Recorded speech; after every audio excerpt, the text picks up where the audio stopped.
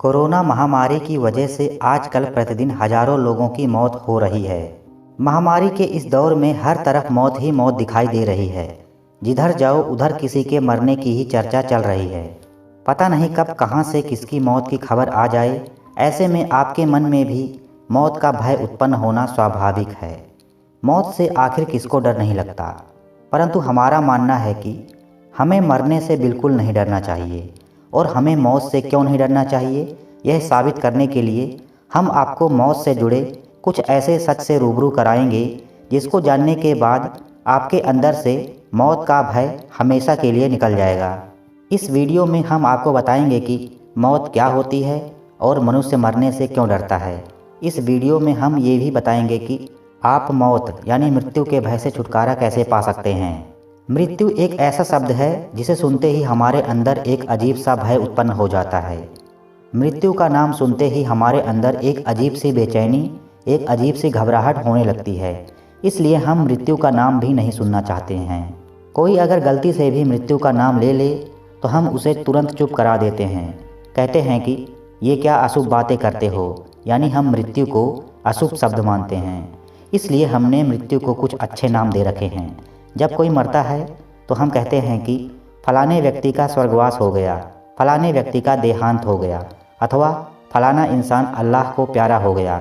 यानी सीधे सीधे मृत्यु का नाम लेने में हमको डर लगता है, क्योंकि हम में से कोई भी इंसान मरना नहीं चाहता। हालांकि इस सत्य से हर कोई वाकिफ़ है कि मृत्यु से छुटकारा पाना संभव नहीं है। जन्म लिया है तो एक दिन मरना भी पड़ेगा। मृत्यु अवश्यंभावी है, लेकिन फिर भी हम सब इस सत्य को झुठलाने की कोशिश में लगे रहते हैं। फिर भी मृत्यु का भय साए की तरह हमारे पीछे लगा ही रहता है। हम रात दिन देखते रहते हैं कि हमारे आसपास रोजाना सैकड़ों लोग मर रहे हैं, बल्कि हम खुद ही उन्हें शमशान घाट में जलाकर आते हैं। लेकिन अपनी मौत की कल्पना करने से भी हमको डर लगता है। ऐसे में सवाल ये उठता है कि आखिर मृत्यु क्या है और मनुष्य को मरने से डर क्यों लगता है। क्या मृत्यु के भय से छुटकारा पाया जा सकता है? आइए जानते हैं। दोस्तों, हम में से अधिकांश लोग यही समझते हैं कि जन्म और मृत्यु दोनों अलग अलग बातें हैं। जन्म को हम अच्छी चीज़ मानते हैं और मौत को बुरी चीज़ मानते हैं। इसलिए हमारे समाज में जन्म होने पर खुशी मनाई जाती है, लेकिन मृत्यु होने पर शोक मनाया जाता है। परंतु सच्चाई यही है कि जन्म और मृत्यु दोनों एक ही सिक्के के दो पहलू हैं। हम किसी शरीर में जन्म लेते हैं, तभी उस शरीर के नष्ट होने की प्रक्रिया भी शुरू हो जाती है। मृत्यु तो बस उस प्रक्रिया का अंतिम चरण होता है। अगर वैज्ञानिक दृष्टिकोण से देखें तो हमारा शरीर अरबों जीवित कोशिकाओं को मिलाकर बना हुआ है। आपको यह जानकर हैरानी होगी कि हमारे शरीर में प्रतिदिन अरबों कोशिकाएं नष्ट होती हैं और उसके स्थान पर अरबों कोशिकाएं जन्म लेती हैं। हमारे जन्म से लेकर मौत तक निरंतर यही प्रक्रिया चलती रहती है। अर्थात हमारा शरीर प्रतिदिन नष्ट होता है और प्रतिदिन जन्म लेता है। यह ठीक वैसे ही है जैसे पेड़ से रोज़ सूखे पत्ते गिरते हैं और उसके स्थान पर नए पत्ते निकल आते हैं। परंतु एक निश्चित अवधि के बाद धीरे धीरे एक समय ऐसा आता है जब कोशिकाएं नष्ट तो होती हैं, लेकिन हमारा शरीर नई कोशिकाओं को पैदा करने में सक्षम नहीं होता। और जब नई कोशिकाएं पैदा नहीं होती तो हमारा शरीर जीर्ण अवस्था में पहुंच जाता है, जो जीवन शक्ति को धारण करने में समर्थ नहीं होता। ऐसे में हमारे शरीर के सभी अंगों में जो जीवन शक्ति फैली होती है, जिसे हम आत्मा कहते हैं, वह सिकुड़कर बाहर निकल जाती है। इसी अवस्था को हम मृत्यु कहते हैं। यह ठीक वैसे ही है जैसे बाती से तेल के सूख जाने पर दीपक स्वतः ही बुझ जाता है। यदि आध्यात्मिक दृष्टिकोण की बात करें तो भी हमारा शरीर हमारा नहीं है। यह प्रकृति के 5 तत्वों पृथ्वी, अग्नि, वायु, जल और आकाश से मिलकर बना है, जो एक निश्चित अवधि के उपरांत पुनः उन्हीं में विलीन हो जाता है। अर्थात हमारा शरीर प्रकृति से लिया गया एक उधार है, जो एक दिन हमें लौटाना पड़ता है। और जो चीज़ हमारी है ही नहीं, उसके लिए भयभीत होना या शोक करना किसी प्रकार से भी उचित नहीं जान पड़ता। इस प्रकार से देखा जाए तो मृत्यु कोई विशेष घटना नहीं है। यह प्रकृति की ही एक बेहद साधारण सी प्रक्रिया है। तो अब सवाल ये उठता है कि जब मृत्यु या मौत इतनी साधारण बात है तो हम लोग मौत से इतना डरते क्यों हैं? इसका बस एक ही कारण है कि हम मौत को नहीं जानते। हम मौत से इसलिए डरते हैं क्योंकि हम मौत को तो जानते नहीं और जीवन को भी नहीं जानते। हम मृत्यु से इसलिए भयभीत होते हैं क्योंकि हमारे जीवन में एक खालीपन है। हम जीवन के पूर्णतः में नहीं उतर पाए हैं। दरअसल हमारा संपूर्ण जीवन शरीर और मन के इर्द गिर्द ही घूमता रहता है। हम अपने शरीर और मन के मोह में इस कदर खो जाते हैं कि हम स्वयं को जान ही नहीं पाते। हम उस परम सत्ता को जान ही नहीं पाते जो शरीर और मन से परे है, जो न कभी पैदा होती है और न कभी नष्ट होती है। हम उसे पहचान ही नहीं पाते जो वास्तव में हम हैं। हम अपने अस्तित्व को ही जानने से वंचित रह जाते हैं। हम उस आनंद से वंचित रह जाते हैं जो हमारा वास्तविक स्वभाव है। अज्ञानवश हम अपनी पहचान बस उन्हीं चीज़ों से जोड़ लेते हैं जो हमारे शरीर और मन से संबंधित है। हमारा शरीर, हमारा मन, हमारा परिवार, हमारा धन, हमारी पहचान बस इन्हीं चीज़ों से जुड़ी होती है और इन्हीं सांसारिक चीज़ों के पीछे भागते भागते हम अपना संपूर्ण जीवन नष्ट कर देते हैं। हालांकि यह बात सभी जानते हैं कि इस संसार में कुछ भी हमारा नहीं है, लेकिन हम इस कदर बेहोशी में जी रहे हैं कि सब कुछ जानते हुए भी हम इन्हीं चीज़ों को अपना सब कुछ मान बैठे हैं। संसार की इन क्षण भंगुर सुखों के प्रति हमारे मोह के कारण ही हमें मौत से डर लगता है। हमें लगता है कि मौत हमसे इन सब चीज़ों को छीन लेगी। हमारे मन में मौत की इतनी दर्दनाक और भयानक छवि बैठ चुकी है कि हम मौत की कल्पना करने से भी डरते हैं। मौत को हम अपना दुश्मन मान बैठे हैं। मौत की कल्पना करते ही हमारे मन में दुख, दर्द और शोक उभर आता है और ऐसा इसलिए होता है क्योंकि हमें ना मौत का पता है और ना जीवन का। इसलिए हम ना जीवन का आनंद ले पाते हैं और ना मौत का आनंद ले पाते हैं। परंतु जिन लोगों ने जीवन और मौत का रहस्य जान लिया है, जिन्होंने स्वयं को जान लिया है, उन्हें ना तो जीवन से मोह होता है और ना मौत का भय। उनके जीवन में भी आनंद बरसता है और मौत में भी आनंद की ध्वनि गूंजती है। वह जीवन और मौत दोनों को साक्षी भाव से देखते हैं। अब अगला सवाल ये उठता है कि आखिर मृत्यु के भय से छुटकारा कैसे पाएं? तो इसका एकमात्र उपाय है ध्यान के द्वारा अपने भीतर उतरकर स्वयं को जान लेना। इसके अतिरिक्त और कोई उपाय नहीं है जो हमें मृत्यु के भय से छुटकारा दिला सके। हम चाहे कितना भी गीता और रामायण का पाठ कर लें, हमें मृत्यु के भय से छुटकारा नहीं मिल सकता, क्योंकि शास्त्रों से हमें केवल जानकारी मिल सकती है, आत्मज्ञान नहीं मिल सकता। हम चाहे कितना भी रट लें कि आत्मा अमर है, हमारी आत्मा नहीं मरती, हमारा शरीर मरता है, लेकिन कहने से क्या होता है, मृत्यु का भय तो फिर भी लगा ही रहता है। इसी भय से मुक्त होने के लिए हम पूजा पाठ करते हैं, दान पुण्य करते हैं, मृत्यु के बाद स्वर्ग की कल्पना करते हैं, परंतु मृत्यु के भय से मुक्ति नहीं मिलती। क्योंकि मृत्यु के भय से मुक्ति तभी संभव है जब हम जीवन मरण के परम सत्य को जान लें। मृत्यु के भय से मुक्ति तभी संभव है जब हम उस परमात्म तत्व को प्राप्त कर लें, जिसको पाने के बाद और कुछ भी पाना शेष नहीं रह जाता। क्योंकि हमने तो उसे पाया ही हुआ है, लेकिन हम इस माया रूपी संसार में आकर उसे भूल चुके हैं। इसलिए ज़रूरत है तो बस उसे जानने की। जिस दिन हमने उसे जान लिया, उसी दिन हम मृत्यु के भय से मुक्त हो जाएंगे। आइए आपको एक सत्य घटना पर आधारित एक कहानी सुनाते हैं। ये कहानी आपको मृत्यु के भय से मुक्त कर देगी। ये कहानी एक ऐसे व्यक्ति की है जो एक लंबी उम्र जीने की इच्छा रखता है, जैसा कि लगभग हर कोई रखता है। कोई नहीं ये चाहेगा कि वो जल्दी मरे। मुंबई के बोरीवली में रहने वाले इस व्यक्ति का जीवन सामान्य ही था। घर से ऑफिस आना, फिर छुट्टी वाले दिन छोटे बड़े काम निपटाते रहना, परिवार के साथ समय बिताना। 49 साल की उम्र के इस व्यक्ति का नाम है रघुवरम। ये ज़्यादा उम्र तक जीते रहने की इच्छा लिए सेहत को लेकर बड़ा सजग है। सुबह जल्दी उठना, अच्छा खाना, समय से खाना, समय से सोना। लेकिन कई बार जब ये बीमार होते तो बहुत डर जाते कि कहीं ये बीमारी मेरी उम्र कम ना कर दे। ऐसी और भी कई बातें मन में चलती रहती हैं।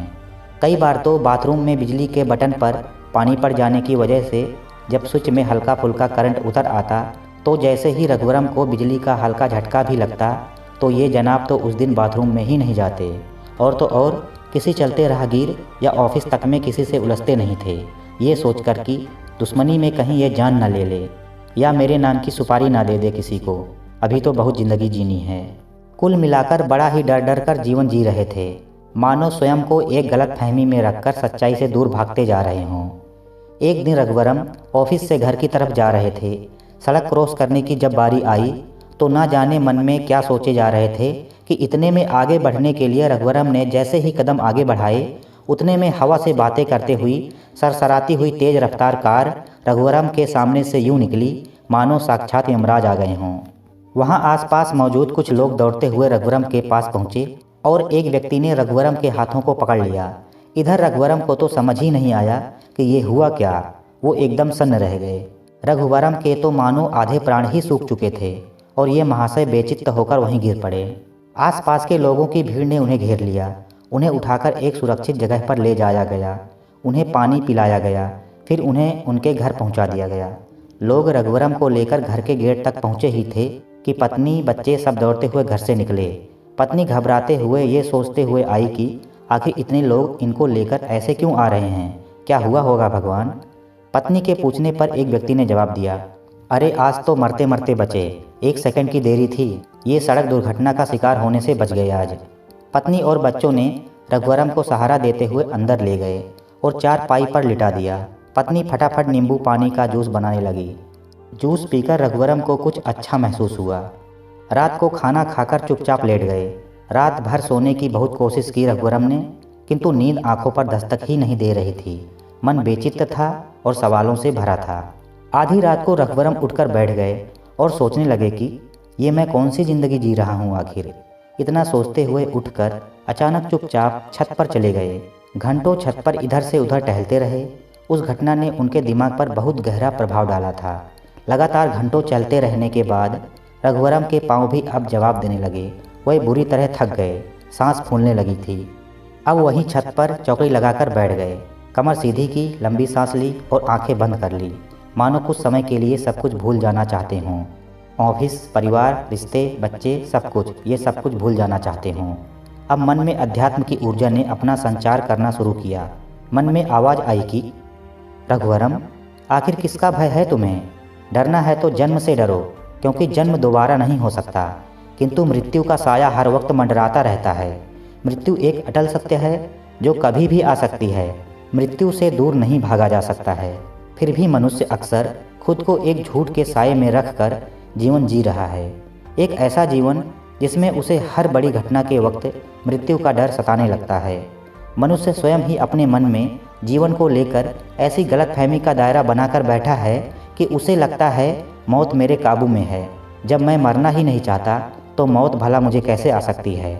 जबकि सच्चाई तो ये है कि एक जीवन काल में दोबारा जीवन असंभव है, किंतु एक जीवन काल में मौत का डर लिए इंसान हर रोज़ मरता है।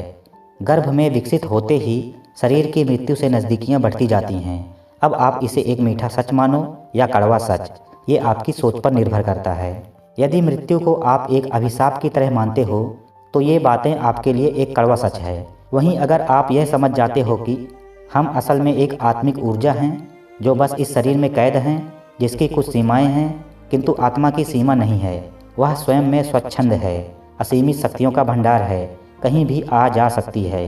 मनुष्य यह जानते हुए भी कि शरीर तो एक किराए के घर की तरह है जिसे एक दिन छोड़ना ही पड़ेगा, मगर खुद को इस सच्चाई से कोसों दूर रख कर मनुष्य वो सब कुछ करने लगता है जिससे उसे लगता है कि वो मृत्यु से अभी बहुत दूर है।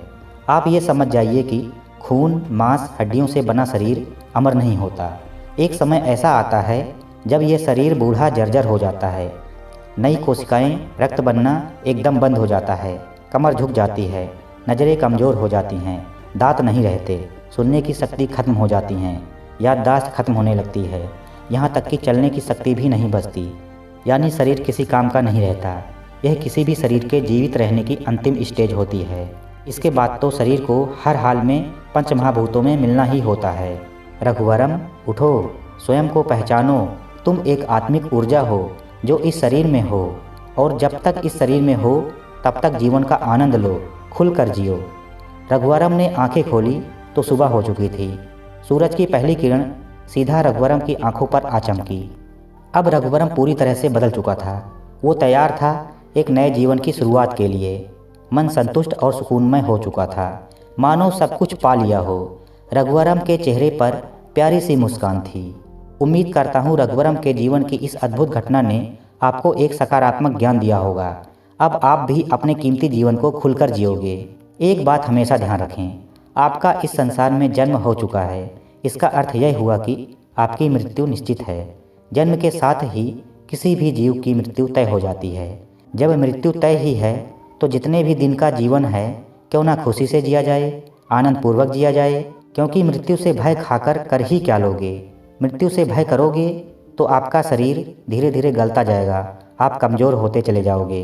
जब आप अपने जीवन को खुलकर जियोगे, आनंदपूर्वक जियोगे, तब आपका मन भी प्रसन्न होगा और शरीर भी स्वस्थ रहेगा। इसलिए मृत्यु के भय को आज ही त्याग दो। जिसका जन्म हो चुका है उसको एक निश्चित सांसें मिल गई हैं कि वह इस जीवन में इतनी सांसें तक जीवित रहेगा।